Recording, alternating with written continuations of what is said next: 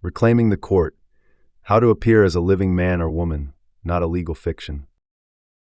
Every time you walk into court, they don't see you, they see a legal fiction. But what if you could reclaim your identity as a living man or woman under the law? This is how to appear properly, and why it changes everything. Modern courtrooms are structured around the presumption that every individual appearing before the bench does so as a legal person, a corporate fiction created and governed by statutory law. This personhood is typically evidenced through the use of all capital letters, a stylized format that designates artificial entities in accordance with U.S. Government Printing Office Style Manual, Chapter 11, Section 11.3. The moment an individual answers to this stylization without objection, they tacitly agree to be recognized not as a living man or woman, but as the state-created trust or corporate entity that bears their name. This subtle presumption is reinforced through procedural design. Summonses, bills, and legal notices are all addressed to the fictional entity, not the man or woman. Failure to challenge jurisdiction or distinguish oneself from the named party creates joinder, a merger of the man or woman with the legal fiction. Under Federal Rule of Civil Procedure 17b, capacity to sue or be sued is determined by the law of the individual's domicile, unless otherwise asserted. To reclaim jurisdiction, a party must appear in propria persona, not pro se.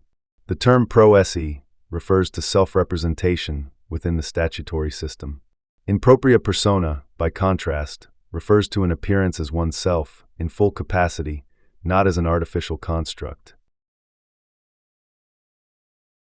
This process begins with the assertion of your status and standing. Courts require notice and opportunity to respond, and when you clearly notify the court that you are not the corporate fiction named in all capital letters, you appear as a living man or woman, and you operate under common law capacity or private trust jurisdiction, the burden shifts. The court must now prove its jurisdiction. This is a powerful and underutilized procedural remedy. Moreover, by doing so, you invoke the Supreme Court's long-standing precedent from Clearfield Trust Company v. United States, 318 U.S. 363, 1943, which states that governments descend to the level of a mere private corporation and can be sued in like manner. If the government operates in commerce, it must do so by contract. Thus, your standing is no longer defined by statute, but by contractual and equitable maxims. To effectively establish your appearance as a living being, you may file a notice of status, standing, and agency. Present a private power of attorney to authorize limited representation. Use careful language that avoids terms like defendant, resident, or person, which are legal designations under statutory codes. Refuse to answer to names or charges unless properly identified and established by verified claim. Reclaiming your legal identity through proper non-joinder and status correction is not a conspiracy. It is basic procedural law. However, it is esoteric knowledge, rarely taught in public or private legal education, and intentionally buried beneath statutory complexity.